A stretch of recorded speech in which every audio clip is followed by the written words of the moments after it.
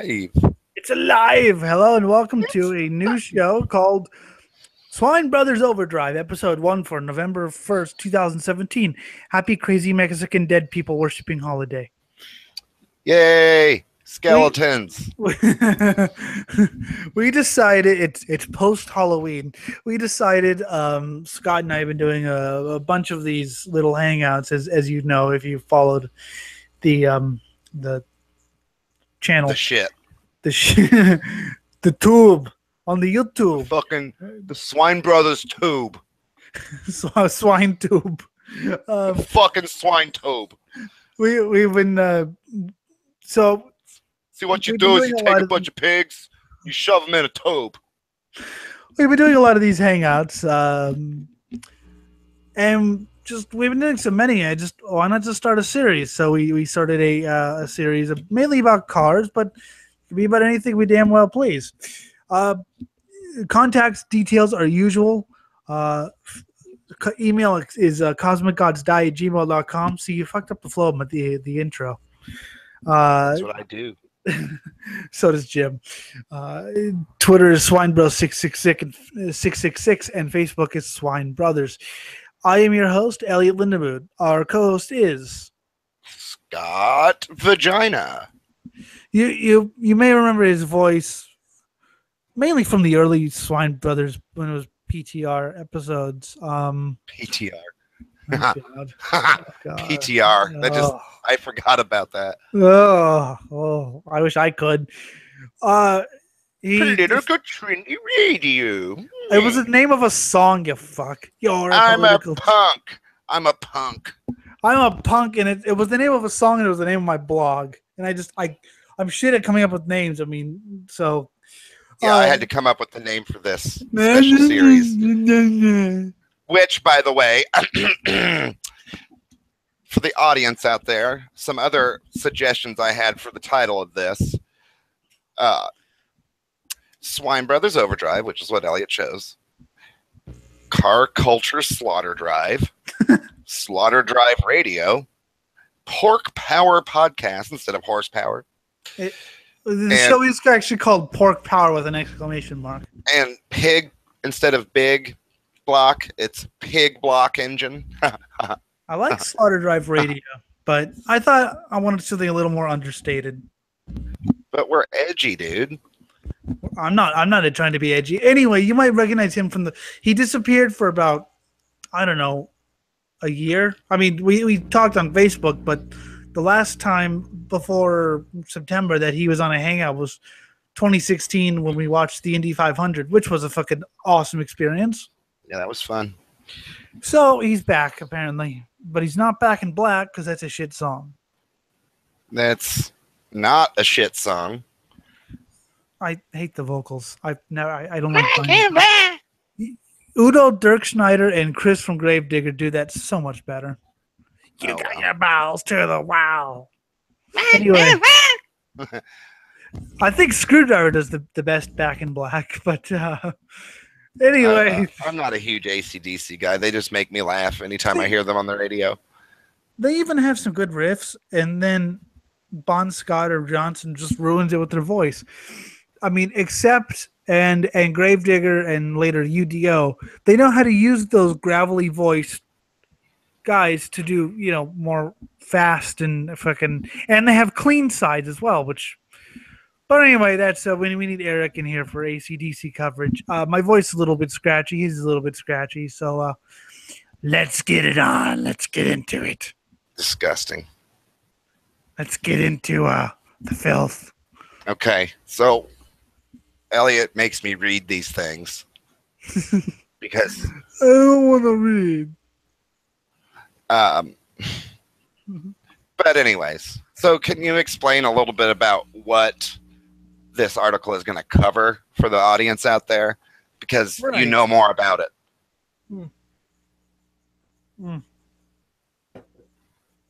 Coffee. So AA Fuel Altereds, I guess they were dragsters. I don't like to call them dragsters because they weren't. When I think of dragsters, I think of like Top Fuel or its variants, which are basically these are shells of cars. There's one here called the Winged Express, which you've seen a bunch of times. It's a stripped. Well, it's based on a Ford Anglia.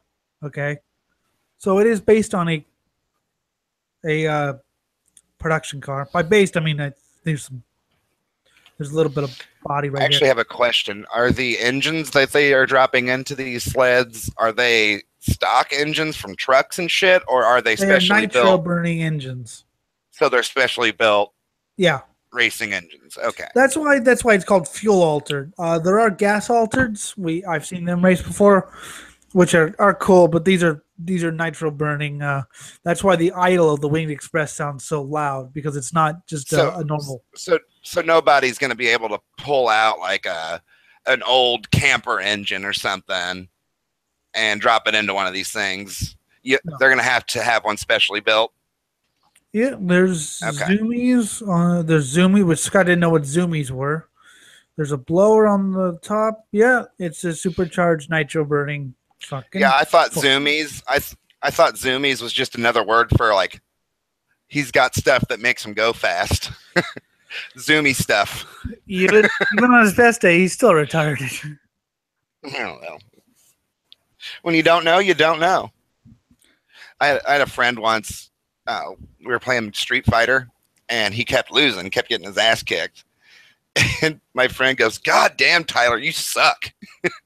And Tyler, poor kid, "God damn it, guys, just because I can't play this game very good, just because I suck at this game, doesn't mean I suck." And he ran away.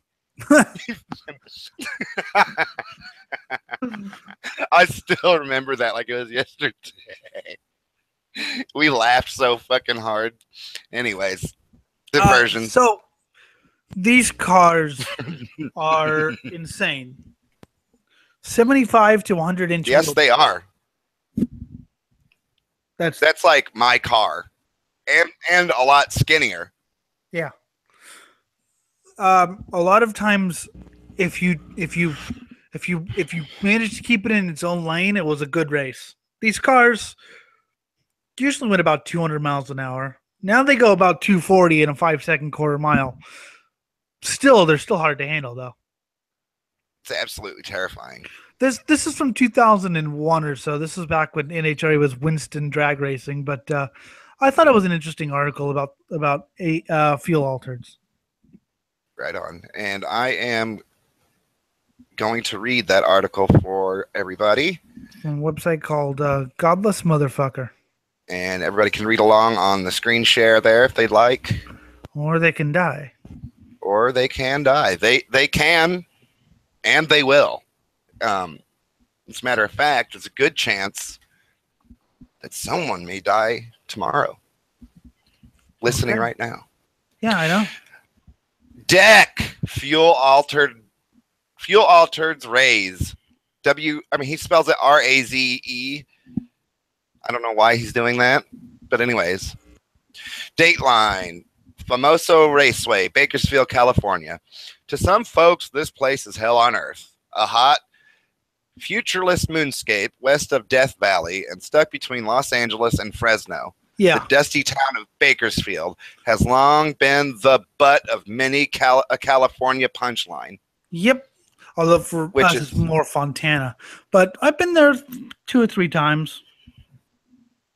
I'm on a drug run to Fontana. Yeah. Yeah. Bakersfield's mostly a farming community, but there's the Famoso Raceway, now called Auto Club Raceway Famoso, is a great little track. But to others, it represents something entirely different. During Hot Rodding's 6-year dark ages from 1957 to 1963, when the NHRA sanctioned a ban on fuel racing, it was only Bakersfield's Famoso and a handful of other speedways that resisted the foolishness, nurturing instead fuel, meaning nitromethane and things like that. They were doing it because speeds were increasing at an alarming rate. I mean, they were going 190. I've heard tales of a 200 mile an hour run in 57, and they banned nitro because The speeds were going. They were really worried they were going to have an accident. I understand why they did it, but it was stupid. Well, I understand why they do it now after I've seen a couple of these races. Yeah, I mean, okay. Safer. They're not going to ban nitro. If you're listening, imagine your car, cut it in half long ways, and then add another 2 wheels to it. That's what these cars are. Imagine going 240 miles an hour and that on that skinny of a platform. Yep. But anyways, nurturing instead a fuely culture that would give rise to some of the weirdest, most volatile machines in drag racing history, the mighty fuel altereds. The old saying with an altered is if you start out in one lane, tag the guardrail, and then cross the other lane, tag that rail, it's a normal run. Yeah. Says Steve Duke, assistant chief to the Duke racing team, whose altered Mines car ran 7s at the March meet. 7 seconds and a quarter? That's pretty goddamn ridiculous. Well, it is with the car that does that. Yeah, exactly. That's what I'm trying to say. I mean, seriously, we'll watch some, we'll screen share some shots of what these things look like when we're done reading here, and you'll understand. It's a challenge for the driver. No 2 rides are ever the same to make it go straight, and you never get bored. Neither do the crowds. A fuel-altered run is one of the least predictable events in sports, and people never tire of seeing a giant, powerful beast careen out of control. It's not giant, sorry. It's a tiny little fucking car. Yeah, you back when altereds ran in NHRA professional race or NHRA, on the weekends of the dragsters, Don Garlitz and his top fueler would actually stop what he was doing just to watch these cars. And sometimes they would even get into the top eliminator field. This is back before kind of top fuel was a thing, and basically anyone could qualify for the top eliminator. And the thing that strikes me about this shit is, like you said, you have a guy who's in the big boys league stopping what he's doing to watch these little guys go. Yeah. And again, once you see a video of it, you'll understand why these people are fucking insane. And you'd understand why whenever one of them qualified for the top eliminator bracket, nobody would want to run with them. Well, I wouldn't want to either. No. I wouldn't want to be next to that thing. Especially if you had a car that actually went straight for a living. Right. Why take a chance of having one of these fucking things careen over into your lane and hit you? Right. What lends these freaky looking things their uneven temperament is the combination of massively powerful engines, basically top fuel dragster territory, and non-aerodynamic bodies, pre-war Fiats, Austins, and Roadsters. Throw in the altered. We're talking about top fuel in the 50s through 70s when they had about 2,000 horsepower. They don't have the big 10,000 horsepower engines. I think now top fuel is making 11,000 horsepower. And yeah, but they probably weigh a lot less than the big boys too. Yeah, but I'm so glad they don't have 11,000 horsepower engines, or else we'd be hearing about deaths every fucking minute. Yeah, you'd press the pedal and you would die. Yeah. You'd hit the accelerator and just dead. Yeah. Anyways, throw in the altered's very short wheelbase, anywhere from 75 to 100 inches. That's ridiculous. That's just ridiculous. And you have the makings of some extremely, truly multi-directional runs. You see, while speed was yeah, and they bounce. They bounce too. Hit the accelerator, bounce, left, right, bounce, up, down, straight, left, right. Oh, I finished. I'm alive. You see, while speed was never a problem for these things, the altereds routinely ran 170 plus miles per hour in their halcyon days. Oh my God. Days. And I don't fucking know that word. Fuck off. The late 60s and many of today's AA/FAs like Jeff Bennett's No Mercy running in the 5s in the quarter mile. Jesus. The problem? Keeping the fuel altered in a forward trajectory that reaches the finish line before it reaches, say, the Christmas tree, the guardrail, and or the grandstands. They're great to see. Jesus. I'm happy I got to see the hit the Christmas tree. Oh yeah, I got to see the Wing Express actually do a run. It went about 7 seconds at 2:12. That's retarded. That's just retarded. That's just made retarded. Such a great noise too. History abounds with tales of altered excess. And I'm sorry to everybody if I screw up sounding like out these words, because this author has a lot of misspelled words in here. Anyways, there's legendary narcoleptic driver Willie Borsch. Oh my God! Whose Winged Express was known to get airborne now and again. See, he spelled it now and gain.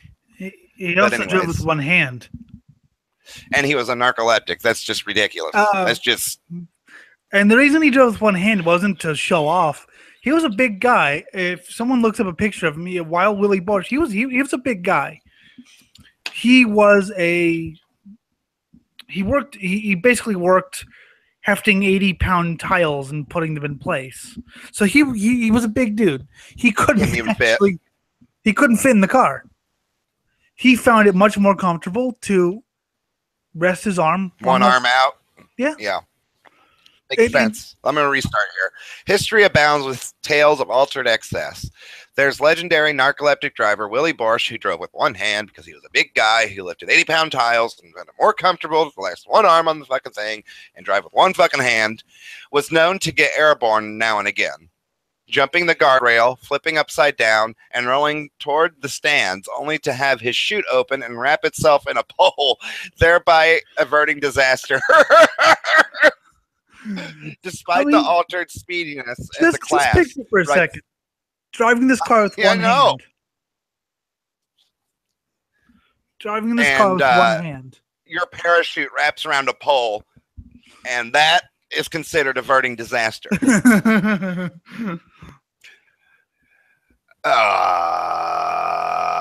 Despite the altered speediness as a class, writes Don Montgomery, drivers who could merely keep the tires from going up in smoke, keep the car going straight, and keep the engine in one piece, won most fuel-altered elimination races.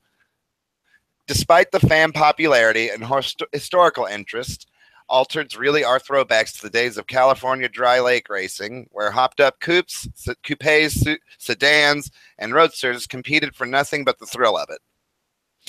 There are those within the corporate world of rotting who have always sought to fell the ghastly things. I know exactly why. Since the days of the fuel ban, the AA/FA's popularity was claimed to have only been of regional appeal. And these contraptions happen to terrify insurance companies. Well, yeah. And NHRA. Well, yeah. Which Hot Rod magazine writer Gray Bakersville says stands for No Hot Rods Allowed.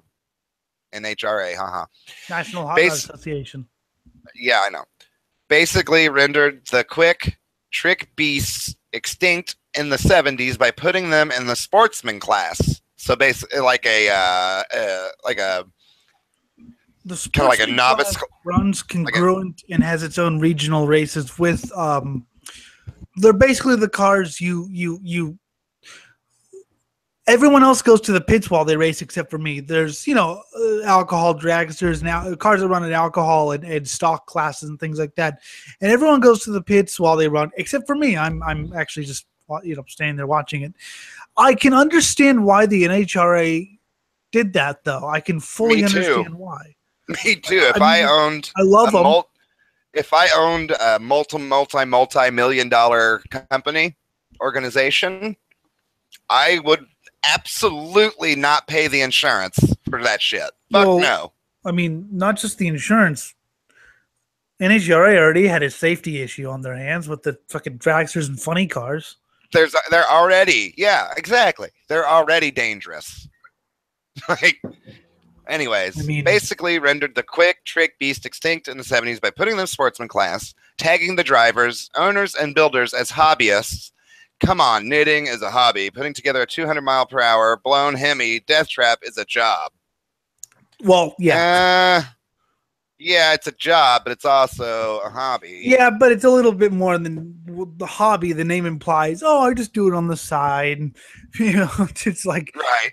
you can't really do. I mean, yeah, you may own a business. They're just or may go to offended. They're work. just offended. They're just offended. That's all that is. Well, This effectively banished the I understand. I understand why they're offended, but I also understand the NHRA. Right. I see both sides. This effectively banished the alters to a land where with neither TV coverage nor big-time sponsorship. Yep. The nostalgia runs have revived some of the aged monsters. Old biases persist. The NHRA does not want anything to do with these crazy little cars, says Kevin Robin, owner and driver of 2 classic Alters, Panic and Old Raunchy. That's why they tried to cut that class at 7.50 index in the Nostalgia Eliminator. Okay, so an index basically is you can't run above a certain time. There's 2 different things. There's an index and a dial end. A dial in means you dial in what you think your car could run, and you can't run quicker than that. Or if you do, the other guy has to run quick. It's basically a way to get disparate classes. Basically, so you could have disparate It's so you can cars, set up classes. disparate cars who don't belong in the same class because I mean, there used to be things like F stock automatic and H stock manual. And could Now, you imagine? Do they have stock rules for these things? And that's what the index is. A lot of times you just shut them off. A lot of times you just shut them off half track. Well, what I was going to say is you can't enter with an overly customized engine. You can do whatever the hell you want. No, what I'm saying, you can't. Well, so you can do whatever the hell you want, but what if it's better than the index? Then you shut it off half track. Or you have computer software. Nowadays they have computer software. You hear it if you watch Competition Eliminator. Okay, so what someone can do is have an engine and transmission set up that can definitely beat the index, but what they do is get it down the course enough to where they know they're going to beat everyone, and then the computer shuts off the engine. Or what they'll do is it'll be at the start of the run. You'll hear them go, and you'll hear it kind of get out of the throttle for a while, and then you'll hear it go back into it. Just so that it doesn't. So basically, you could set up a car that's always going to do the index, no matter what. I mean, indexes are. You can't really be sure of what the car is going to do, but yes, or the driver. It's basically to create a playing field. Dial-ins are a little more interesting because it does kind of let the guy go a little bit, because he kind of it's either him or the organization kind of dials in what they think their time will be. I understand why they have to do stock rules in all forms of racing. I understand, but that's why I like races like Le Mans, where the engineer can make the difference and why that's why I like funny cars and Top Fuel. Or the professionals in some of the sport, you don't have these indexes and dial-ins. You just you go for it. I mean, I understand dial-ins and indexes because drag racing is. You have to make money. You have to have a league. Well, not just that. What are you going to do? I mean, the cool thing about, say, a dial-in is you have, let's say, a dragster or an altered or whatever with a Jeep engine versus a super stock car, and the Jeep engine car could win. A Jeep V6 car could win. I mean, because you have these disparate cars, and they don't have their own classes. It's not like, okay, the Jeep engine altered saw 16 of them report to the staging. No, there's one Jeep. So I get it. I can't say I'm a big fan. You have to do it in order to make sure you have enough cars to put on the event, and you don't want 2 or 3 really well-off dudes who can engineer the fuck out of their cars to always just win, because that would make it less interesting and no one would ever come. Well, yeah, and like I'm not a big fan of indexes. I prefer dial-ins to indexes. But I get we both get it, but I'm just glad there's still a few events left where the teams are encouraged, go for it. If you can make it better than everyone else, then you go for it.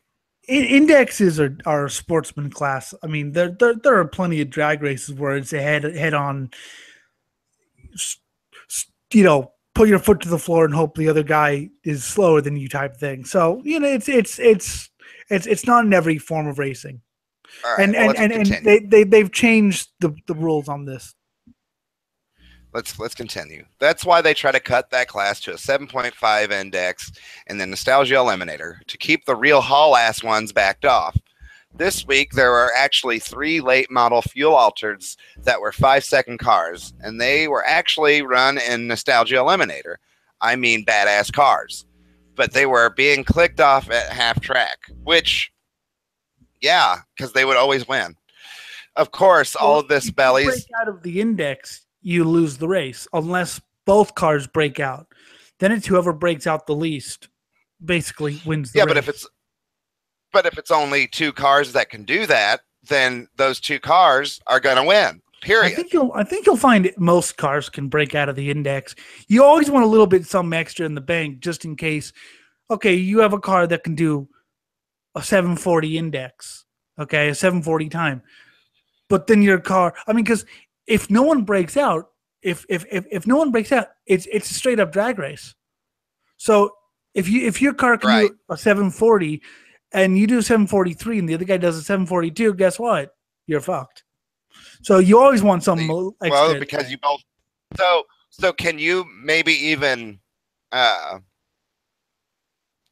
but if someone breaks the index, everyone else can kind of put their heads together and say, we can eliminate this guy by staying under index and get on to the next round without him. Well, if he breaks the index, he loses the race. Unless both of them break. But now during the same race, you mean? Yeah, he loses and he loses and gets eliminated. Okay, that makes sense. So basically your best bet is to just not break index. Well, yeah, or if you do break index, hope to fuck that the other guy broke it more than you did. But yeah, so so you always want some little like I said, you always want some extra in the bank, obviously, and because if no one breaks the index, it's a straight up drag race, right? And it's the quicker ET that wins the race, obviously, unless reaction times.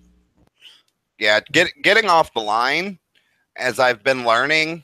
Like by watching that show Roadkill, when the dude with the beard, whatever, Finnegan, I think his name is, he has this 55 Chevy that he drag races, and it's a badass fucking car, but he has a hard time getting it off the line because when you have that much power, you have to do it perfect. Otherwise, your wheels will just spin, or it'll hop, I'm interested or it'll veer. I'm interested in top speed as pretty much just an academic. Top speed is meaningless for drag racing pretty much because it doesn't matter how it's acceleration. It's acceleration. It's ET. It's reaction time. But I will admit, top speed is cool. It is cool seeing a car run 300. Funny cars are going to get to 340 by the end of this year. They're going to get to 340 miles in 1,000 feet, not even a quarter mile, 1,000 feet. Going 340 miles an hour in a car that you'd think wouldn't be that fast because of all the drag and downforce. That's ridiculous. Whereas dragsters, the longer ones, are only going 328, 330. It used to be the other way around. I know. I can't get an answer. If anyone could tell me why funny cars are suddenly a lot faster than dragsters, please. I've always wanted to know. It might be because of the downforce. I'll ask on Twitter and get back to you. I have some people to ask. Less slippage on the slicks because of the downforce, maybe? I don't know. But do you think the bodies would have more drag though? And shorter wheelbase cars? I don't know. I'll ask on Twitter. I have some people on Twitter I can ask. I mean, yeah, because the top fuel, that's all downforce. It's just 100% downforce on the back wheels. I remember when I was a kid and we go to like the Pomona State Fair, we go to Pomona Raceway and we'd see the top fuel dragsters, the show cars, and the damn wing was taller than I was. The rear wing was taller than I was. Yeah, it's probably wider. It's probably taller than you if you stood it on end. It's probably even taller than you then. Yeah, probably.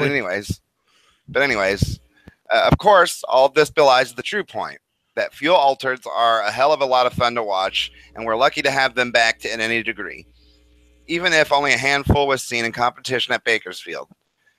It is the fact that these cars cost as much as fuel dragsters to put together, yet don't get the track purse nor tobacco money, underscores the coolest thing about fuel altered movement: the pure-hearted commitment of its participants. The main thing is this: hot rodding, says Soapy Sales driver Larry Huff. The NHRA not hot rodding and is not hot rodding anymore. Now it's all corporate, go fast deals. Here I know all the guys, and we think the world of what Forza and Prudhomme and all the guys have done. Prudhomme. But I don't know these guys, so fuck off. Okay, wait. Spell the first name. Forze, Forze, or Forza, Forze.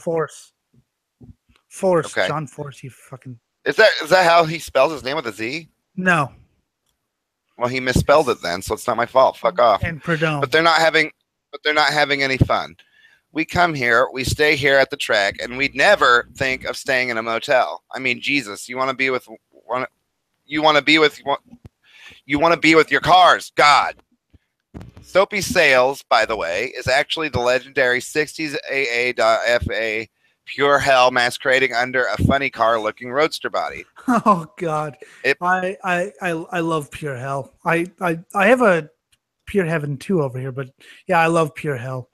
In fact, I was actually introduced to a band called Pure Hell simply because of the name, and I thought, okay, anyone who names this band after a fuel altered has to be good. And it turns out they are. They're kind of 70s garage punk type. Really good. Oh, right on. Well, it pulled a 6.99 in the second round of eliminations at Bakersfield and would have run better if it were not for an unscheduled blower explosion. Robin, whose old raunchy suffered a blower explosion at Famoso, is inclined to agree with Huff. Hell, I'm just in it for the fun, he says. There's no money in this crap. So these people must have more money than they know what to do with, because... No, they pretty much scavenge for parts. By the way, they've changed the rules, and now I don't know about Sportsman Eliminator, but now altereds are unchained, so to speak. And the NHRA does sanction the Famoso races now. Not the professionals, but the local local event board. And there are about 16 people are building new ones, and they all have all. I think we need to get back to the old days where funny cars and dragsters were named. You had Big Daddy Swamp Rat. You had, of course, Don Prudhomme the Snake, and McEwen the Mongoose, and all those. And that was a little bit before my time, but that was always the thing I love about monster trucks. Not only were the trucks cool, but they had. Dude, I hated the names like Batman. And I always liked the more metal like Gravedigger, Eradicator. Speaking of monster trucks and Gravedigger, I saw Gravedigger do something fucking awesome today while I was at work watching TV because I had no players. You know how they'll do wheelie stands, right? Yeah. And they'll just kind of drive back and forth so they stay on their wheels on the back. Yeah. He did a fucking front wheel version of that, and it was fucking awesome.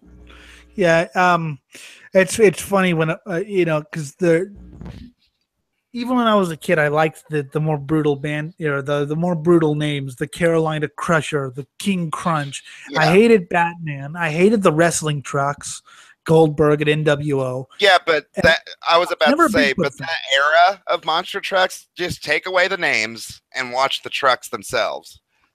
That was when it ruled. It was awesome in that time period. Yeah, but I hated the WWE sort of. It was corny. It was a tie. I hated. It was a tie-in with WCW. They made money on it. Blah blah blah. It was cross promotion. They were on the same. They were on the same station. They even had a fucking NWO truck with a mystery driver, and it was a mystery driver. No one, other than the officials, knew who it was. The announcers swear to this day that they actually did. They weren't exaggerating. They never were told who it was. I actually like the idea of making it, since it's not like it's a lot of judging, based.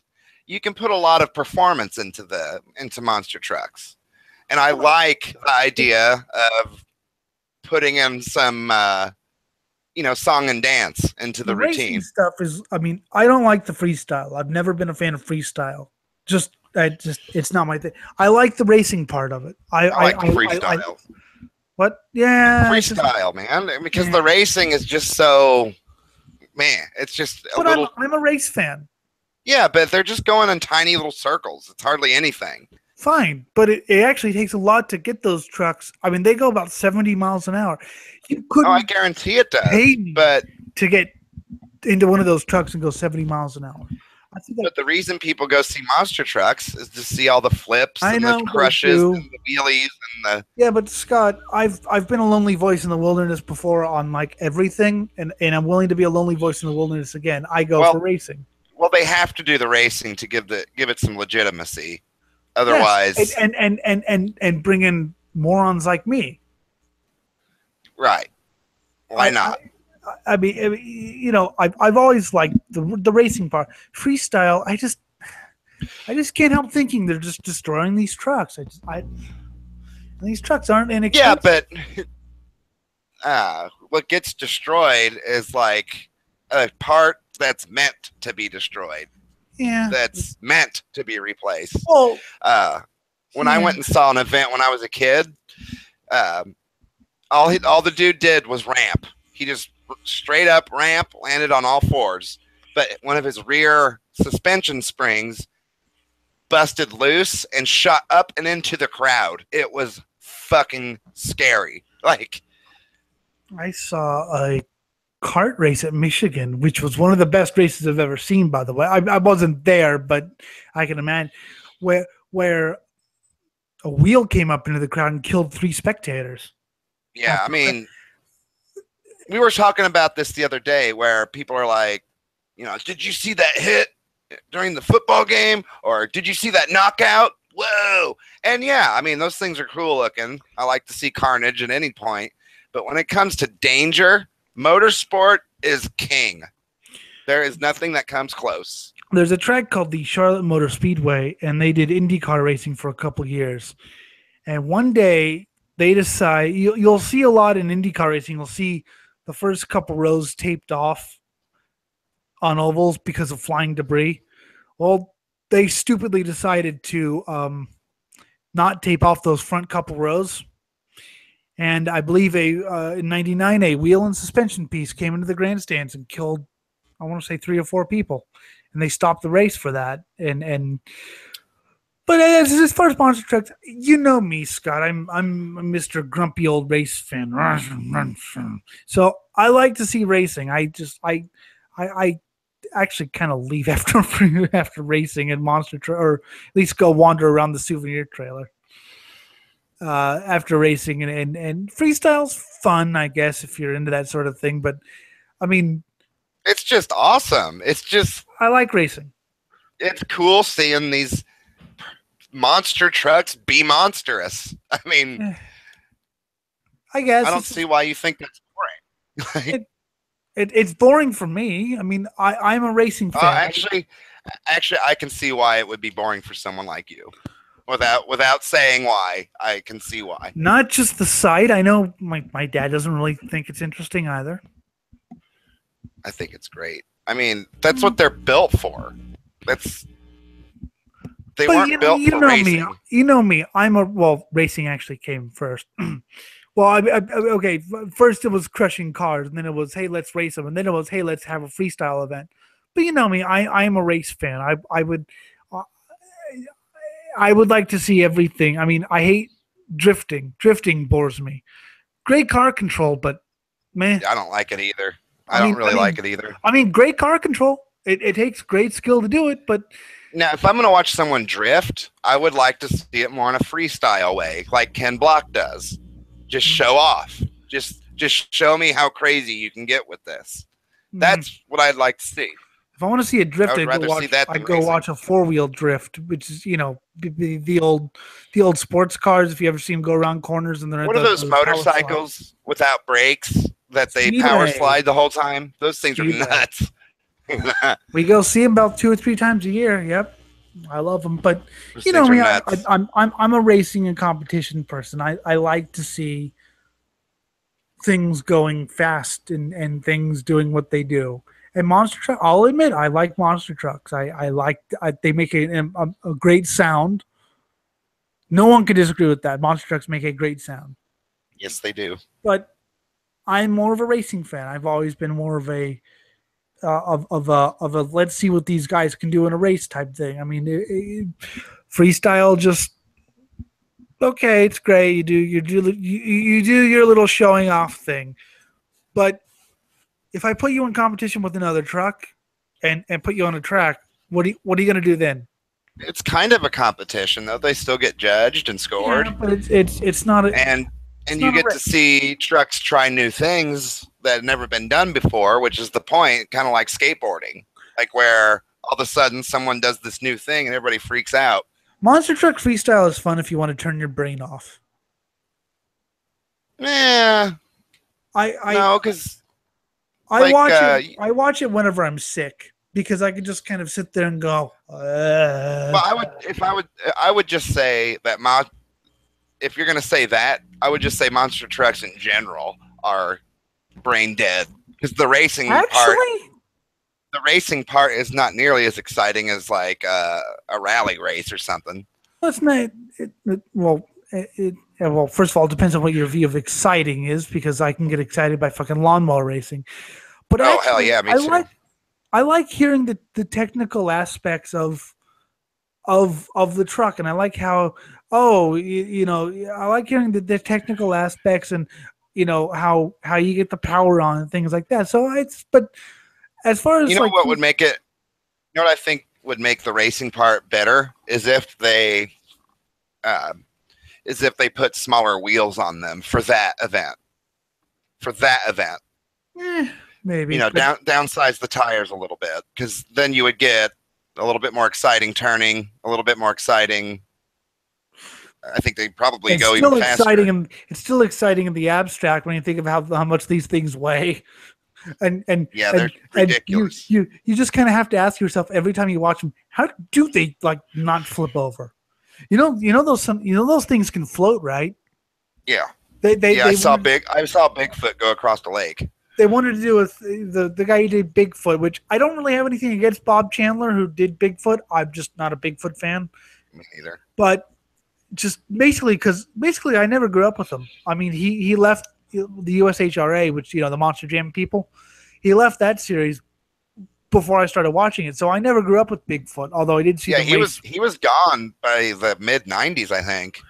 There was a dispute because they wanted to use Monster Jam footage and stuff in their advertising, and the USHRA, which I think is owned by Feld, I want to say, or Clear Channel, said no, that they don't. Well, they're retarded because Bigfoot, like them or not, brought the eyeballs. I mean, it was Bigfoot and Gravedigger. I didn't see Bigfoot race once, but I don't know. I never grew up with them, so I grew up with Gravedigger.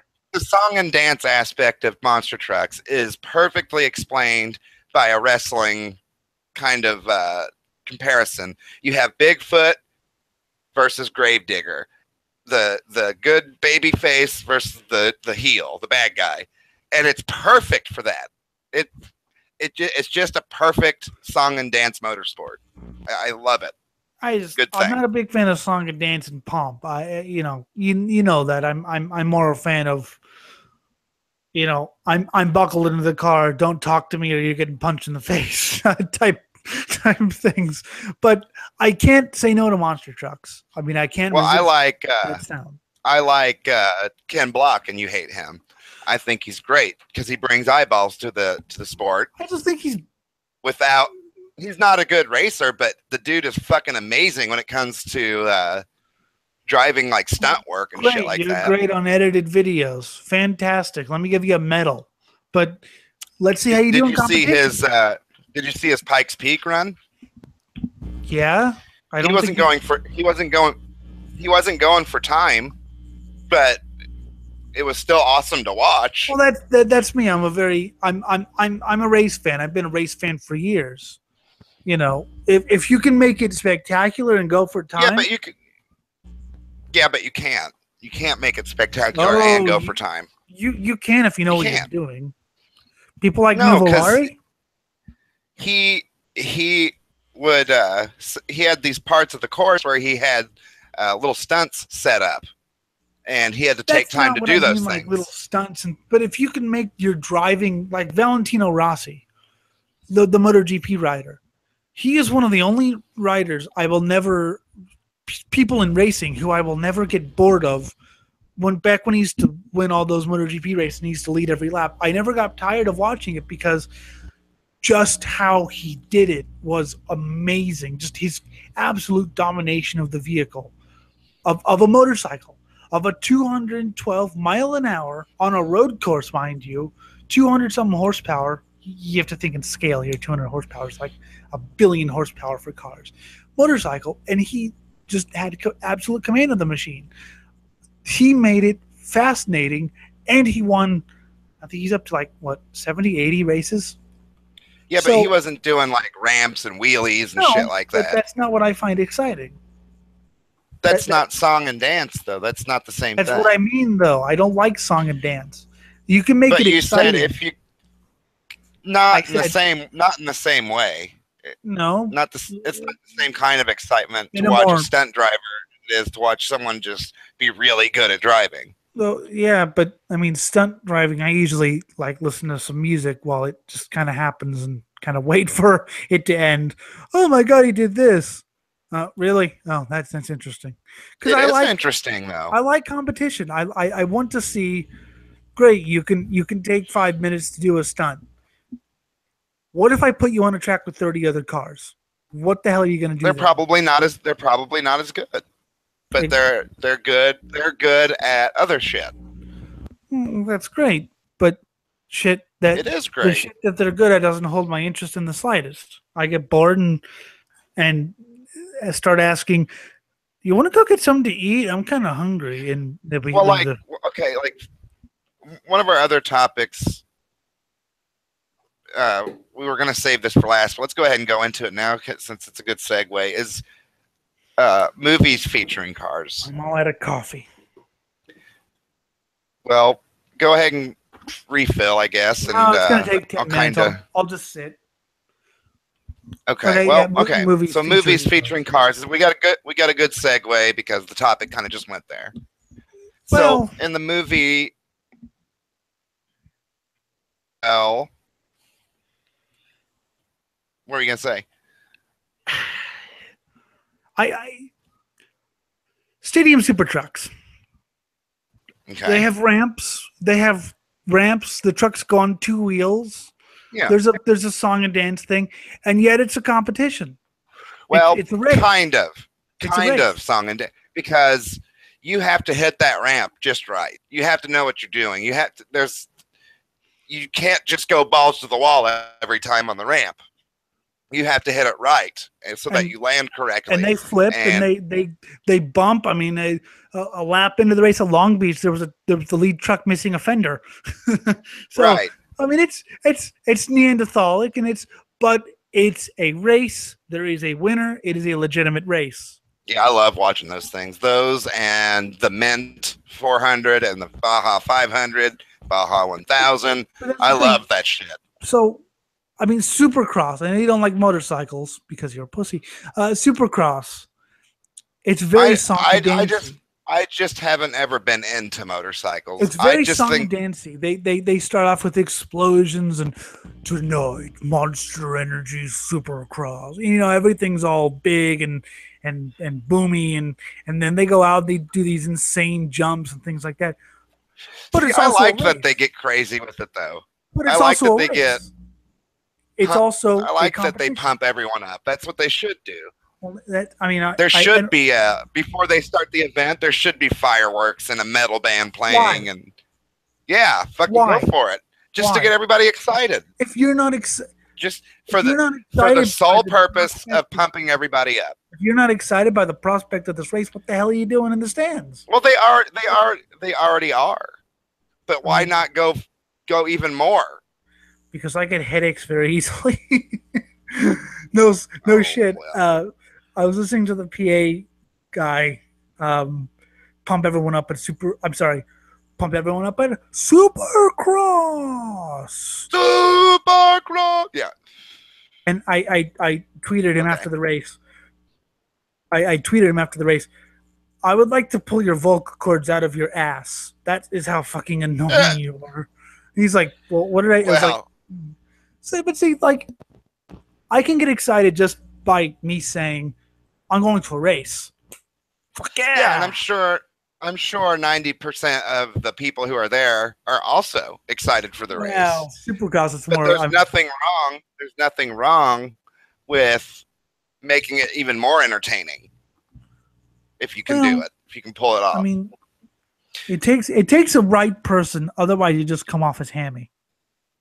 Well, not just the announcer, but like I was saying, fireworks and a metal band playing and just whatever. They won't have any metal bands. I mean, they won't have any metal bands you're interested in. But one time I actually heard Metallica's "Fight Fire with Fire," and I was the only one who jumped up and started moshing and screaming it. I still think, even though it's Metallica and all the things that come with Metallica, I still think they're the most perfect band to do a Super Bowl halftime show in the entire world. Or Slayer. What's that? Oh, no. Metallica. Metallica is a way better pick because they're more mainstream, because people know them more. The fuck if they're mainstream? Just play Slayer's Angel of Death and watch people kill each other. Because most football fans are not going to be hardcore metal fans, but they're going to know Metallica. No, fuck it if they don't know. I mean, they're there at the fucking game. They're watching it on TV. Perfect time to introduce them to a little bit of reality. And like I said, all you need to do. Metallica's the perfect band. All I'm saying is, Angel of Death by Slayer. You don't even need great. You don't even need them to fucking play. Just play through the stereo and watch people slaughter each other. I mean, I will defend. People would go, "What the fuck is this fucking shit?" That's what they would do. No, well, yes, most of them, and then like the 5 headbangers would all of a sudden get fucking knives and. Have you ever heard Jim Brewer's joke about going to that's the really funny joke about taking his wife to her first metal concert, and it was a big 4 metal show, okay, and they all played, and Slayer played last.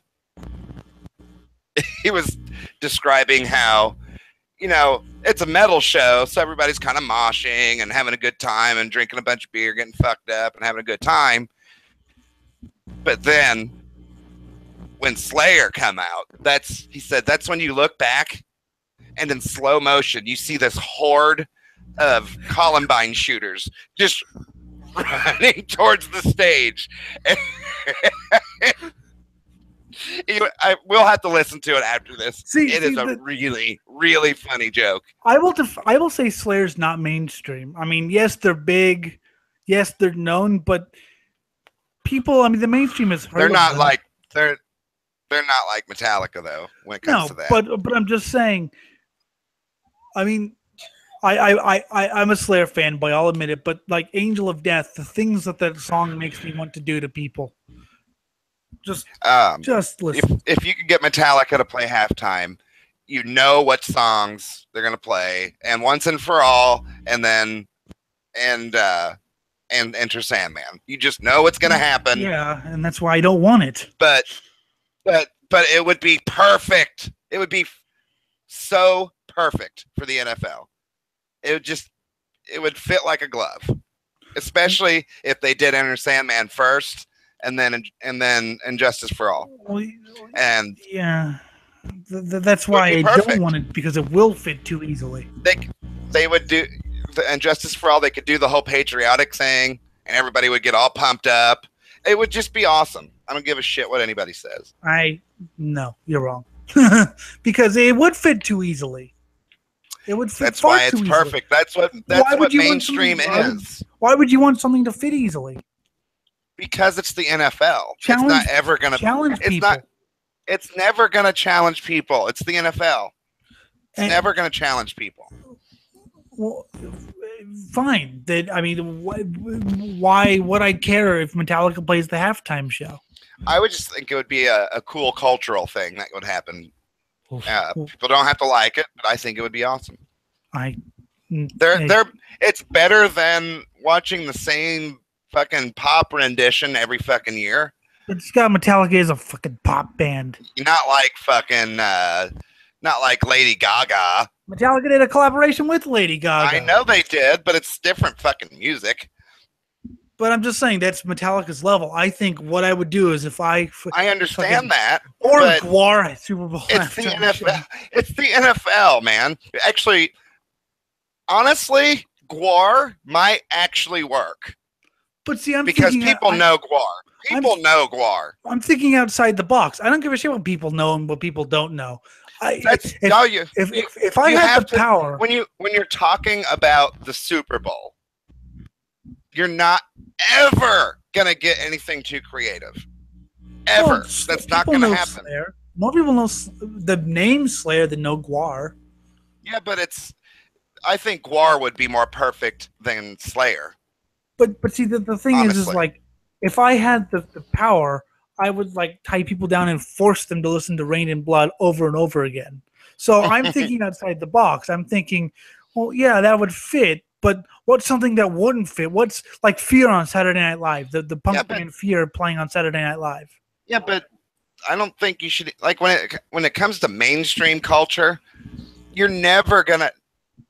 People will just turn it off, and nobody will listen. It'll be a big waste of time. Good, because I'm tired of mainstream attempts at co-opting metal. If we scare them enough, not co-opting metal. When Metallica plays, it's not co-opting metal. That's not what I'm talking about. I'm talking about the mainstream trying to co-opt. The reason Metallica would work the best is because everyone in the stadium would know who they are. Everyone watching at home would know who they are. And everyone would know the songs that they're playing.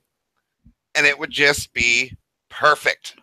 Absolutely. But that's not what I want, though. I don't want people to know the song. It's fucking bad. They're never going to do it your way. Well, they're never going to do it your way either.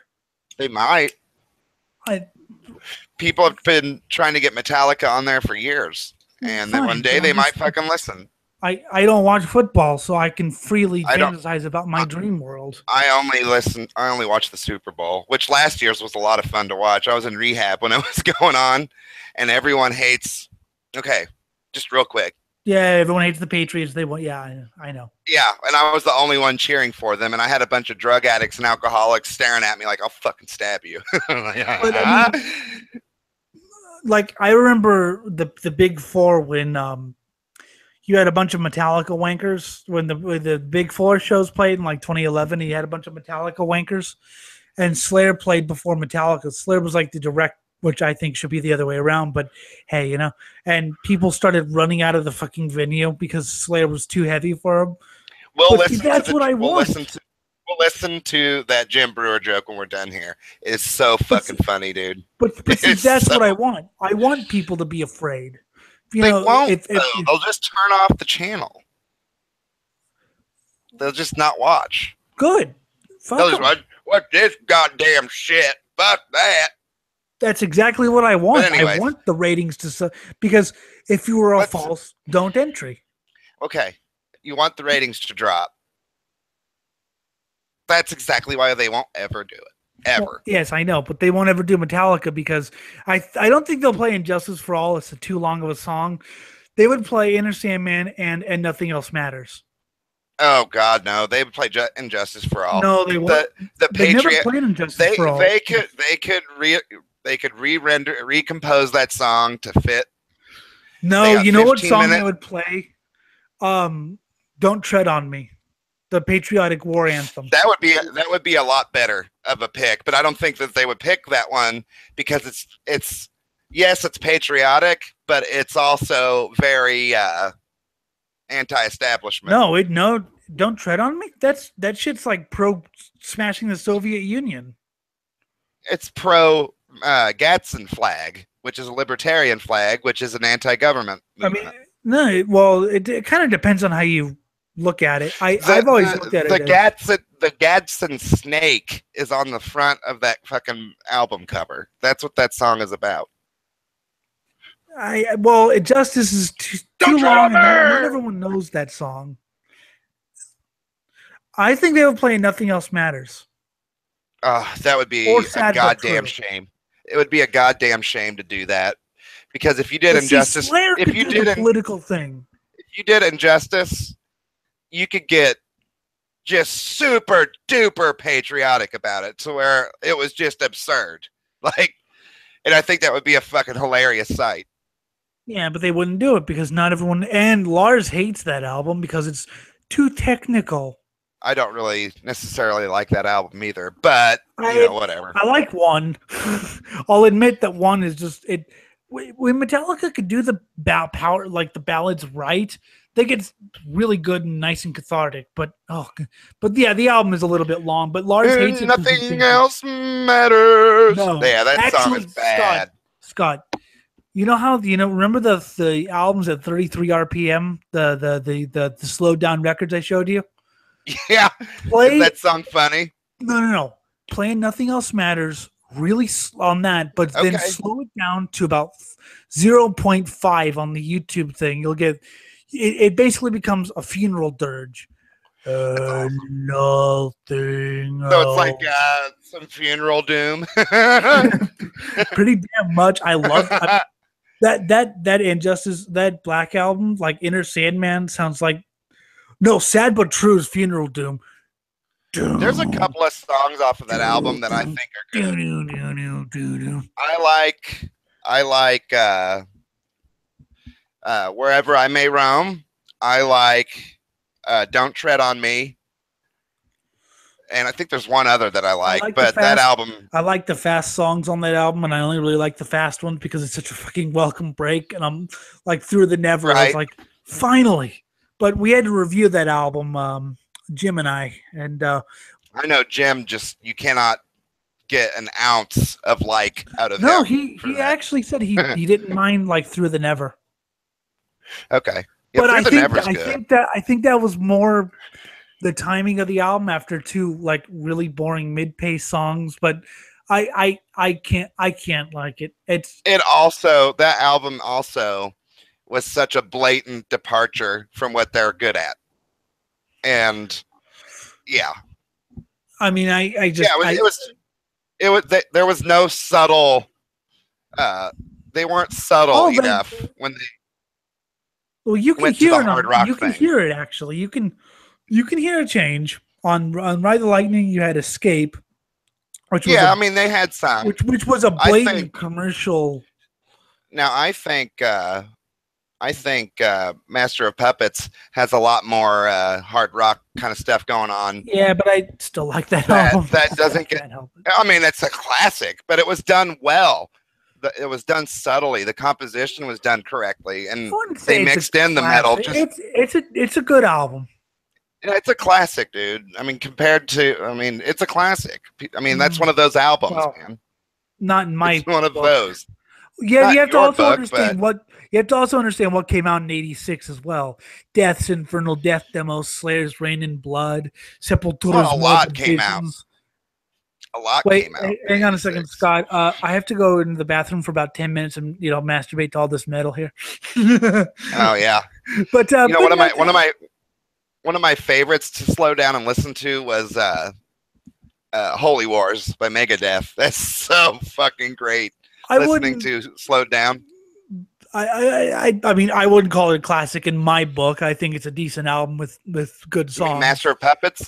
I think Kill 'Em All is more the classic in my book. There's just such a juvenile, we're young. We're going to write songs about. They're both classic. I'm saying Master of Puppets is classic in the sense that it's one of those albums that really defines Metallica. Justice, you can hear the commercial. It was really technical, but you could hear that they were going more for a groovy kind of Hard slowed rock. down approach. But you're right that they when I remember reading about, and they said they were going to simplify the album, and I was like, well, if I was alive back then, when I think they were going to simplify, I think, great, they're going to become a fucking death metal band and go even faster. They're going to go straight forward, no and then frills. They came out with Inner Sandman played at first you have to do 33 RPM, then you do 0.5 speed. Dun, dun, dun, dun, dun. Dun, dun, dun, dun, dun, dun, dun, dun. Well, slowing down. We should just do that. I think Meshuggah would be a good one to slow down because they do all the real quick, really fast shit. So hearing it slowed down would actually be interesting. Yeah, actually, we should just do that a bunch after we're done. After we go off air, we should do that. But here, let's get back here. Movies that feature cars. Where the fuck were we? Movies that feature cars. You were talking about how you get more excited about racing or other stunts, and get something clear for the audience. Elliot is definitely the motorsports guy, and I'm definitely more the family car guy, the car guy. I like the family car if it races. But yeah, okay. Exactly. I describe myself as the motorsports expert, of course, experts in quotes. I'm not an expert on any of this. I will research, say, family cars if I find them racing. The Honda Civic, the Honda Accord, things like that. If I find them racing, then yes, but if it's like the Toyota Tercel, the Mercury Marauder. I wonder if there's anybody ever races a Marauder or a I was fucking stupid. How did I not know the Panther line existed? I was out of Panther it. Body. Day. Yeah, the Panther Body. Yeah, I know. What was the Ford that the cops used for the Panther Body? What is that again? God dang it! As the French would call it, the Ford LTD. Yeah, but what's it called? Crown Victoria or LTD. Yeah, the Crown Vic. Yeah, that thing. I wonder if anybody ever raced those. I don't think so. I still call it a Ford LTD. Yeah, the Marauder was the so Ford was doing away with the Panther line, and they did the Crown Vic, right? But they wanted to give it a proper send off. So that's why they handed it off to the Mercury division, and they made the Marauder, which is the styling is a little bit more aggressive. It's got a little bit more aggressive engine, transmission. It's just a little bit more aggressive, and I think it's a really, really cool car. Basically, the only way I look up like cars like that is if they're shit, like the Yugo. I love shit cars. Ever since that podcast at work, when I get bored, every single day it's been, you fucking mini moke, you fucking moke. Get on the fucking tube. I called someone a tube. I called someone a fucking tube the other day in an argument. They were like, "What did you call me?" Spelled TOOB, by the way. When you say you fucking moke, it sounds racist. It does. It just sounds like you're being a racist. Scotty, there ain't no mokes in here, are there? What's that? There ain't no mokes in here, are there? We ain't got no mokes in here, do we? No? All right. Those fucking mokes. Always fucking doing that thing. Anyways, movies that feature cars. I mean, I basically... I was going to bring up one... Racing. I know you don't, which is why I'm going to present my little... kind of tie in the monster truck thing we had. Okay, so in the movie Death Proof, which is directed by Quentin Tarantino, features Kurt Russell as a character called Stuntman Mike, and he's a professional stunt car driver. And in Hollywood, back in the day when they used to for real do badass car work and car stunts, they would have to. They still do to a degree, but it's not the same. There's a guy named Stanton Barrett who is a Okay, but NASCAR driver. let me finish this real quick.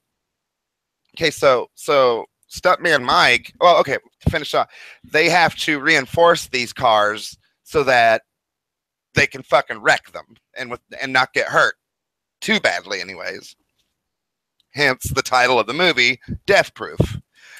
Well, Stuntman Mike is also a murderer, a serial killer on the side, and he goes to this bar where a bunch of college chicks are partying, and he sets one up, tells her he's going to give her a ride, and she notices the passenger seat, is just this little bit, like a little bench, like a little stool, basically. She's like, "Are you sure it's safe?" Well, anyways, he goes 100 miles an hour and goes head on into her friend's car, and she gets like split in two, and it's all gory and funny. But anyways, the stunt that I wanted to bring up is later in the movie, you see a mint Dodge Challenger with these 3 chicks driving around. And one of the chicks who stars in the movie is actually a stunt woman. And she gets these 2 leather straps, closes them in the door frames, gets on the hood of the car as they're going 1,000,000 miles an hour. And it's a for real stunt. There's no CGI or trickery or anything. She's actually on the hood of the car going at speed. And there's a few shots where she almost falls off. And it's just absolutely riveting. Now, that's not a race. It's not a competition. It's the only reason it's there is for entertainment. And I find that riveting and fascinating. It's cute. Which is why I love car movies. But my thing is, yeah, you could do that with endless hours of taping and editing and things like that. And or you could do it live, whatever. But I don't know. It's just it doesn't. Yeah, it's not as appealing. When you watch how they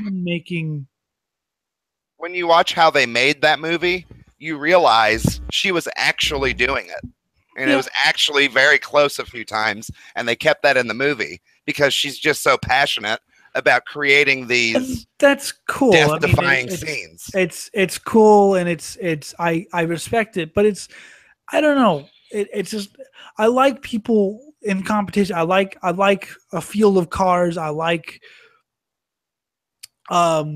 just everything about racing. I'm a motorsport person. I stunts are cool and yeah. But I know a lot. I've listened to a lot of car culture guys who like racing and stuff who also love the movies, and the reason they like the movies is because it draws more eyes to the sport, gets more people interested. Well, I'm not saying they shouldn't do it. I'm just saying it doesn't interest me. And it's just riveting, like the movie, the original Gone in 60 Seconds, not the Nicolas Cage one, but the original Gone in 60 Seconds. Seen it? Yeah.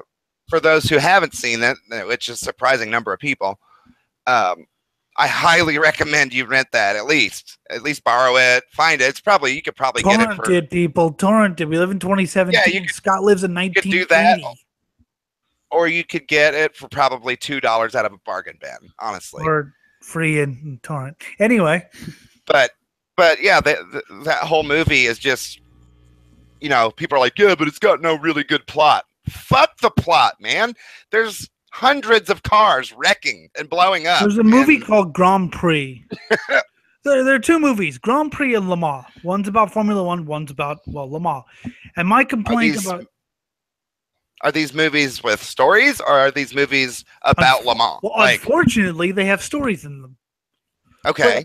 Okay, so Le Mans. Let's talk about Le Mans by a Steve McQueen movie made in the early 70s. Mostly not a story, but there is some soap opera type subplot about a wife who wants her husband to quit racing and all this. But Derek Belsay, who's a very famous racing driver, they tried to wring drama out of they tried to wring drama, not in so much of the car, but human drama out of a race where you get out of the car, you go eat a sandwich, you sleep for a few hours, you get back in the car, you get out of the, there's no room for that I want Yeah, you to you quit gotta racing. you've got to make that movie assuming that shit doesn't happen. And Just you he know what I'm did. saying?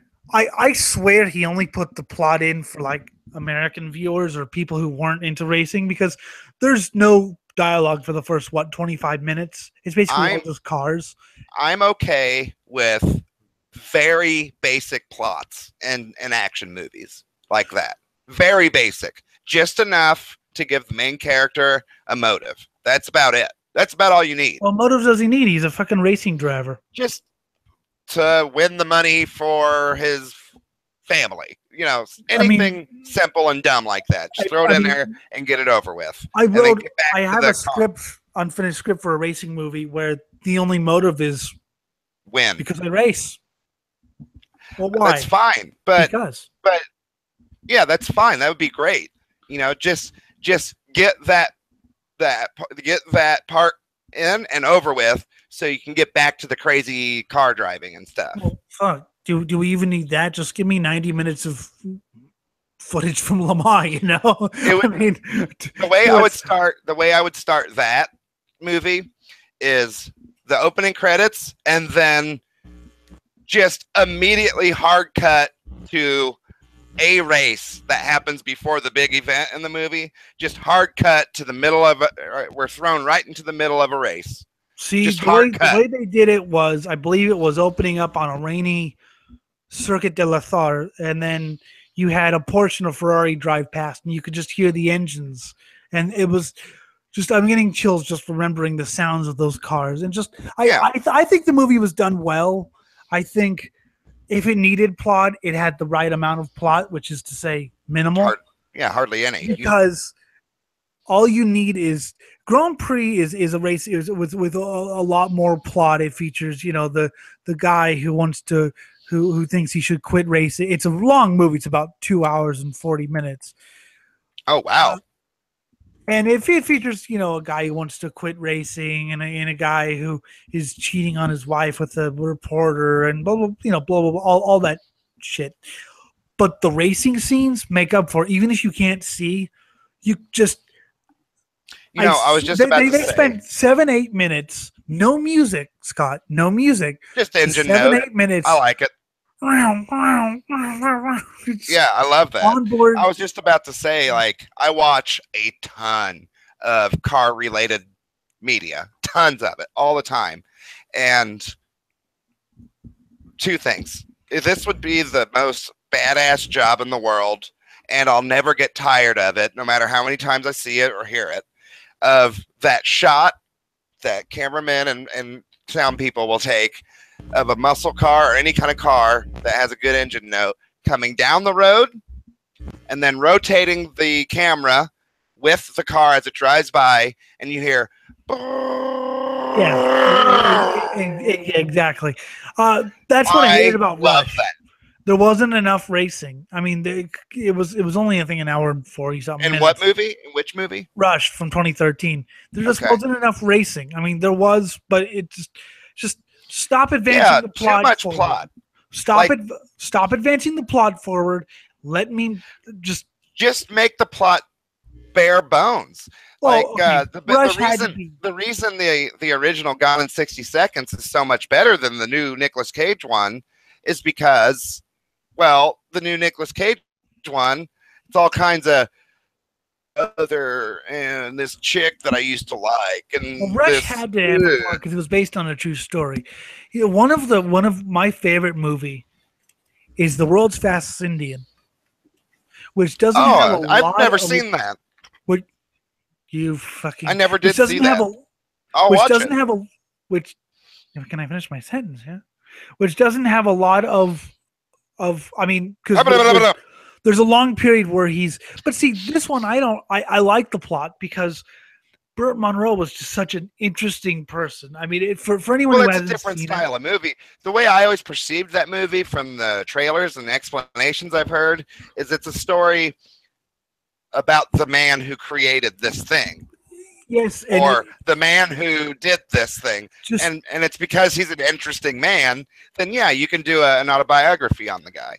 I mean, it wasn't totally accurate, basically made for or time. I mean, or a it was biography. already 2 hours and 7 minutes, but it wasn't completely just some of the things they kind of made sort of maybe a portmanteau of it, but it was alarmingly accurate. The guy actually knew Burt Munro from the 60s and 70s, and just watching it, and then you think, is that true? And as I read a book on him called One Good Run: The Legends of Burt Munro, and you'd be surprised how much of that movie is actually based on reality. Like, I can imagine.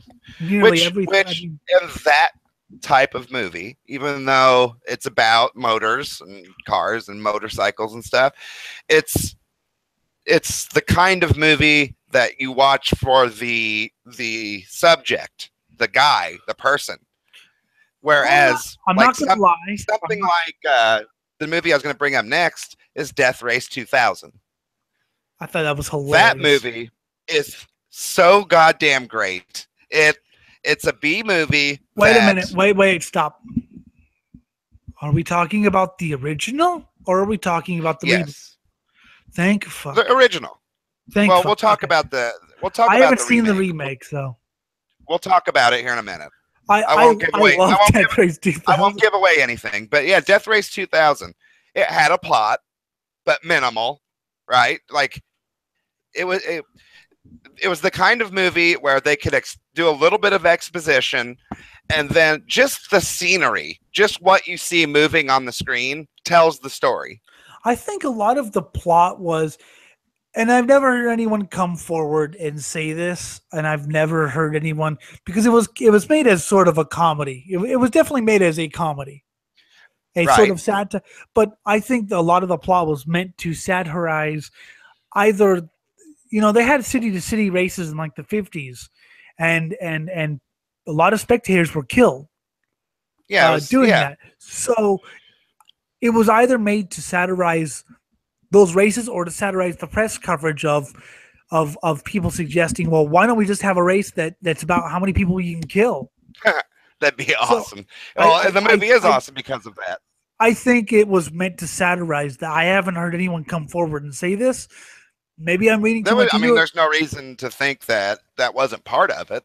Maybe I'm reading too much into it just because I'm a racing fan. Well, no, because the goddamn point of the race was to kill pedestrians to get points. Yeah. So I would dearly like to read an interview with the writers. For people who haven't seen the movie, yes, it's a comedy and it's got but it doesn't have an overt comedic tone. It plays with that gallows humor. Yes, type of tone. I remember watching.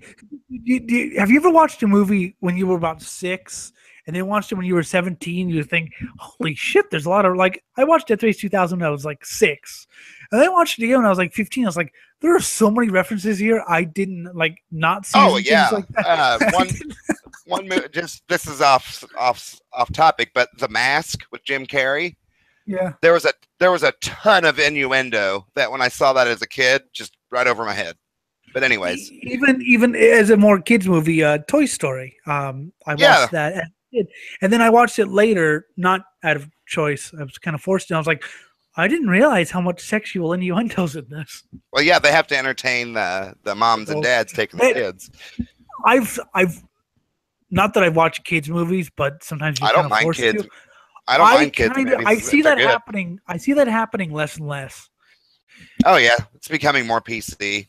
I swear to fuck, they actually had a bleep swear in a Buzz Lightyear cartoon. Where, you know what? I've heard cartoons cuss before, and I was like, "What the fuck?" Where I know because the guy said, and because it was a robot, so it was Lipston movie. He's like, and you have a mutiny on your hands, and there was a pause. A goddamn mutiny. You have it was either goddamn or fucking, but there was a pause between goddamn. And you have a mutiny on your hands. I was like, did he just? Let's get back to cars here. Fuck you. I want to talk to you about a little bit more about Death Race 2000, and then tell you just bare minimum about the remake.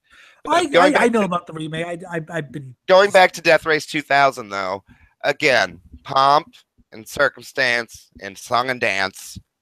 stole the show. That's the reason that movie rules. Yes, the cars are amazing. They're hilarious. But the plots in it are I think laughable. the people are hilarious. Just, the plots in it are just laughable. Like the love interest between the main character and this bimbo chick that he rides with. Yeah. Is so just it's so cheesy and corny that you can tell it was written that way to be awkward and silly. Stallone is the maniac guy with the machine gun on his car. That was his very first movie outside of the porn industry. Did you know that? I think it was the best thing he ever did because I'm not a big fan of Sylvester Stallone. I love Stallone, man. He's a way better actor than like Schwarzenegger. Okay, fine, but that's not saying much. It's not saying much, but he's also just a good actor. I mean, he does. Yeah, but I'll always think of Sylvester Stallone as Carl Henry from Driven, and that ruins my. God, how could you seriously? Can you not block that movie? Just nope. That movie was just terrible. Like, I can't fucking block it because it's a movie about. That movie. It's a movie about my favorite. Watch First Blood or Get Carter. Those or Lockout or Lock. I mean, I can't. It's burned into my. But anyways, let's talk about the remake just a little bit.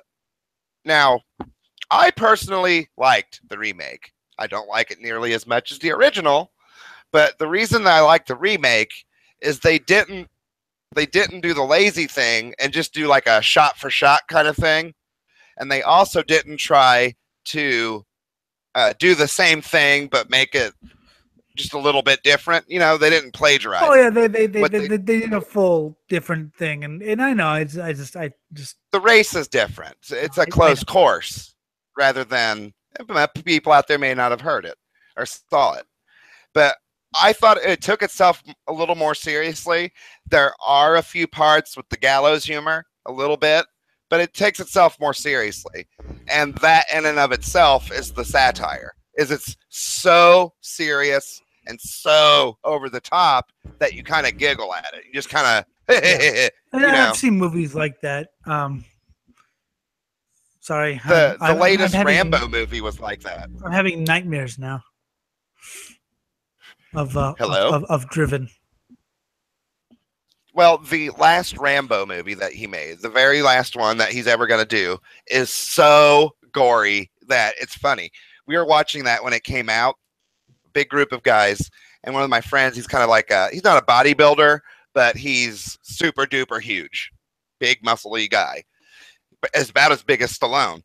But we're watching, and we're laughing at the gratuitous amounts of violence. And suddenly, as they're running through a village, these people are trying to escape this village as these marauders come in and start killing and raping and pillaging. You see this dude with a machine gun with a bayonet on it in the background running with this gun over his head. He's just running, and you see him, and it holds on him. He's kind of in the background, and then he stabs down. You don't see what he stabs, but when he picks up, it's a baby on the end of his bayonet, and he just throws it. My friend in the middle of the theater, a crowded theater, laughed so hard. There's people who got up and left and said, "This is just sacrilegious," and blah blah blah blah blah blah blah. See, I would have directed that scene just a little bit differently. It was so funny, dude. After he got the baby, I would have said, "Baby kebab, I'm hungry." Anybody hungry? Got a baby kebab. I'm not a big. I'm not a big movie fan. I prefer books, and my style. Sure, that's understandable. My style of reading is more. My style is more horror and things like that, and so it's action movies. I mean, you're missing half of the fucking reason to watch a movie is what's happening on screen. I look up the transcript, and all I can think of is why. I mean, I need an engaging plot for that. Looking up a transcript, I mean, you're going to be missing half the story simply by virtue of not being able to see what's happening. Well, I mean, I mean, a lot of the story is describe what well, happened. a good director will create a film where at least half of the story is told visually. Well, I disagree. It depends on what style. I mean, I've That's what a seen. film is. It's a moving picture. It's Yes, supposed to tell the story through images. is it though? That's Or the is it point. supposed to be a guiding light as along with audio? Well, like I said, at least 50% of what you understand from the movie should be told visually. Mm, Constantly hold the viewer's hand and explain what's happening it depends if on you what can style just you. I mean, watch the person do have you it. ever seen a show called Home Movies? Yeah. There you go. So what about it?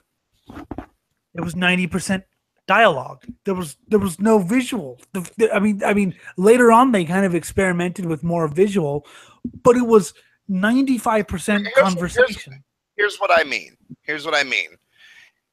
If you have a dude walk into his house because he forgot his keys and he's scrambling to find his keys, you don't have to have him open the door and say, "Huh, I forgot my keys. I'm looking for them. Because oh my God, I can't find them. I'm flustered." Well, no. Hi, audience. Hi, audience. Well, I'm not stupid. I mean, I get. I mean, he could say the fucking keys or something like that, and he doesn't have to say anything. He could just walk in, can't find them, and he could just make a sound like, "Grr!" and you would get it. Well, and you could relate to that. I would as well. But how many times have you gone, "Where the fuck are those keys?" Even under your breath. Oh yeah. So that's what I mean. I understand. Make it a little realistic and make it. But like I said, at least half, 50%. The whole movie, there used to be silent movies, and they don't work nearly as well as when you have dialogue. A good transcriber. So dialogue is also important. A good transcriber will transcribe not just the script, not just the dialogue, but the action. It's really made me appreciate some shows that I didn't think were that interesting. Oh, okay. Because I looked up what they did. Okay, that's kind of clever that they did that. Yeah. Well, a good director will marry both the dialogue and the action. A lot of movies I like in the terms of I like the idea and I like the things they do, and if I could see, I would definitely like them. It's more of a liking in the abstract, but movies like The World's Fast Indian, you don't need eyes for that movie. I mean, I guess they help, but you don't need just. Well, sure they would. Just watch, but you don't need to them. Be able to see a good actor emote and pull off a scene really well is another reason why. But he can also do it with his voice. I mean, just listening to Anthony Hopkins. Yeah, they could. I don't know if he knows anything about motorcycles, but just listening to, and you need the tires. You need the bald tires, you see, because this goes back into our just in general discussion about cars in movies and movies about cars is like I was describing earlier, just a cameraman filming a car coming and going like that. You don't need eyes for that one. It tells a story. Just that. But you don't need eyes for that one. You also don't need a bunch of dialogue or story to describe that. Like the movie Bullet. Yes, there's a plot, but there's a lot of dead silence. Let's go back to my Le Mans. Le Mans. Yes, there's a plot, but there's a lot of just watching racing. And actually, it's funny because I can hear a British announcer in the background because they actually filmed race from the 1972 Le Mans. So I was actually hearing updates about Vic Elford. I was like, I think someone forgot to edit that out. Nice. Vic Elford was an actual real life racing driver. He won the first ever rallycross race, actually. Like we're gonna ramp over this rampy stuff. It was that kind. Okay, so what happened was the short track rally. The British rally was called off one day because of hoof and mouth disease. Okay. So he went to rallycross. So these people decided, well, we have these rallies. We have these rally vehicles here, right? What are we going to do with them? Well, let's carve out a little track up at Lytton Hill, which is in England, obviously, and let's get the top rally drivers of the day. And Quick Vic Elford he raced in F1, he raced in sports cars, but he was also a rally driver. I think he won the Monte Carlo Rally.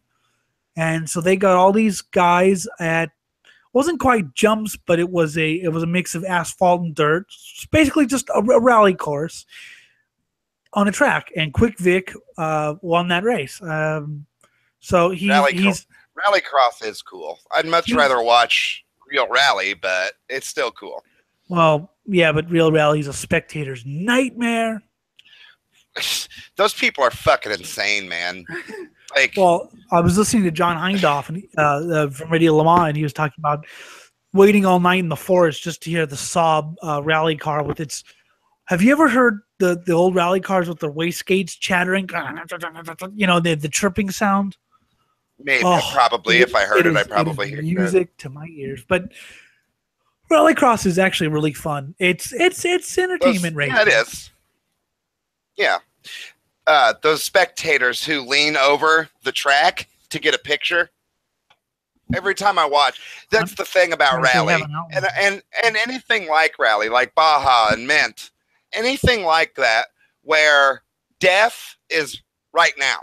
Like, if you make a mistake now, you're dead. Now, you're dead. I'm surprised they haven't now, put up some barrier. I mean, you know. There's fucking hairpins next to fucking cliffs that drop 200 feet. If they make a mistake, they're fucking dead. Like, I love that. I think that's amazing. I like any sort of, you know, motorized sport, you know, motor racing. But yeah, so anyway, so about Le Mans, yes, there's a plot, but you don't even need eyes to appreciate the sports cars. Just listen to them.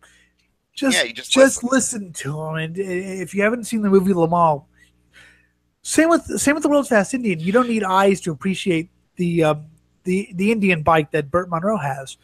Just listen to it, and you listen to it puttering up, and you realize that is not a stock Indian. That is an alcohol breathing, fire burning fucking monster.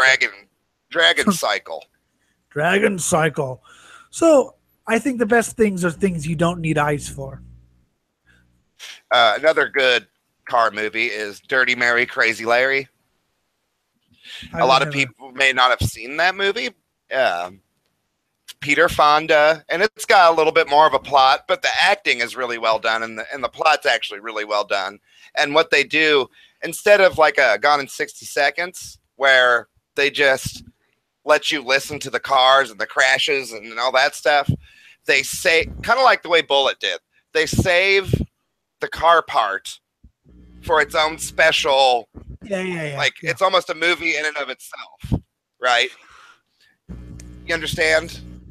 Yeah. Like, you get all the plot for like 20-30 minutes, and then it's just a fucking car chase the rest of the way. I think that's amazing. I love that. Movies and cars. Does anyone remember The Love Bug, the Herbie movie? Yeah. Of course. I guess they built like super VWs, like with huge engines. And in the scene, in the movie, there's a scene where the titular Herbie challenges a Corvette to a drag race and wins. And apparently, that was based on a real life scene where one of the writers had decided to, or the director had decided to take this super buggy home, and back in those days, you raced it from stoplight to stoplight. Right. And he had found a Corvette at a stoplight, and he started revving his engine, and the vet's like, "What the fuck? This Volkswagen is challenging me to a drag race." So that's what you call a sleeper. So he bolts off the line. The Corvette. He had a lot more respect for VWs after that. But, it was the engine. Come on. Well, yeah, but anyways, he had no fucking idea. That's what you call a sleeper. But you know, I don't know. I mean, I'm not saying I'm not interested in like stunt driving or whatever. It's just it's not my priority. My priority is motorsport. Okay, that's fine. But there are people there are people who do stunt drive, like Stan Barrett, who's a NASCAR. NASCAR perennial starter. He is a Hollywood. He is actually was for a long time Spider-Man. He was the guy who did all the stunts for Spider-Man. Oh, right on.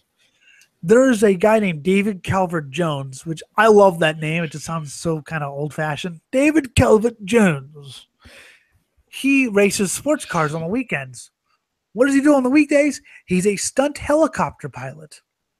Well, a funny thing about this Dirty Harry Crazy Larry, or sorry, God damn it, that the title always fucks with me. Is Dirty Mary Crazy Larry? Is that the main character is a NASCAR hopeful, and the plot is they extort $150,000, I think, from this like grocery store guy, by kidnapping and holding his wife and daughter hostage, and it causes them to get in trouble. They get the money, but now they're on the run. They get a '66 Chevy Impala, which they have to ditch. And then they get a Dodge Charger. Yeah, it was a Charger RT 440. And both of them are badass. In 74? 70. I guess 150,000 could get you into NASCAR. Well, I don't know if that's what he wanted it for, but I'm just saying, I guess nowadays it's more like $1 million or $2 million or. Yeah, I can't imagine what it would take. You need sponsors and shit. Probably. Oh, speaking of NASCAR movies, I mean, what do you think about Days of Thunder? What do I think about Days of Thunder? It's amazing how much slick tires squeal. You have to suspend disbelief. That is. No, I'm not. That is one of those movies. That is one of those movies that no matter when, I can put it in and just let it play. I might watch it. I might not. It's just one of those movies. Slick tires. It's a movie. Yes, but I'm anal. You know me. I would make everything accurate to the nth degree. You don't like the lines like, Harry, I'm dropping the hammer. No, you're not. Yeah, I like it because it's actually a real line. It's a real. I'm dropping the hammer. It was just the way he said it, though. It's so good. I mean, because a lot of the things were real quotes from Harry Hyde, who was the Harry Hog, based on real life crew chief Harry Hyde. Okay. How long are you going to be around? Tonight? Yeah. Probably not much longer. Do you want to wrap this up? Yeah, because I definitely have to go piss and eat. Okay, well, let's just really quickly cover the other two topics quickly. Let's save them for maybe tomorrow night, because I don't want to just cover them quickly. I want to actually go through them. And okay, well, just for the audience, anybody listening, make sure to listen tomorrow, or if you're listening to this after the fact, go check out the channel for the other episode where we're going to talk about where we're going to talk about basically Jeremy Clarkson and a lot of British people, but I named Jeremy Clarkson because he gave a lot of voice to this idea that British car and automotive industry and sports are superior to American. And what we want to do is kind of talk about lowbrow British cars and talk motorsports. About how NASCAR is so barbaric. Yeah, right. I know some British motorsports that would put NASCAR to shame. And the second is advice about road trips. And just really quickly, I love Aston Martins, but I've also heard that they get kind of, as far as not Aston Martin. Jaguar. That Jaguar. Yes.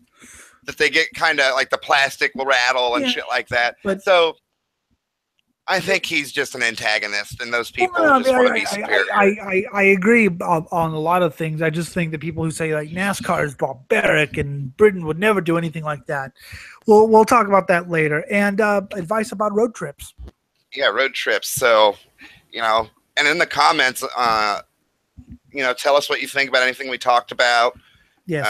And next time, if you know you're gonna listen and watch, think about road trips in particular. I think would be the more interesting comments we could get. Just hearing people's road stories. Road stories are always interesting. So, anyways, this has been the Swine Brothers Overdrive show for November 1st, 2017. You can email us at cosmicgodsdie@gmail.com. Twitter is SwineBros666. Facebook is Swine Brothers. I think my voice is scratchier than yours now. Oh shit! For And Scotty hey, V. and also my name is Scott Vogler, and also, these shows sometimes deteriorate into madness, which might not be your thing. But if it is your thing, stay tuned because it will happen. and we hope you enjoy our conversation, even if we go out on tangents. So for Scott, I am Van Elliott Lindemood, the host. We will see you whenever we can. I am taking my pants off. My name is Scott Vogler. We'll talk to you later. Bye-bye.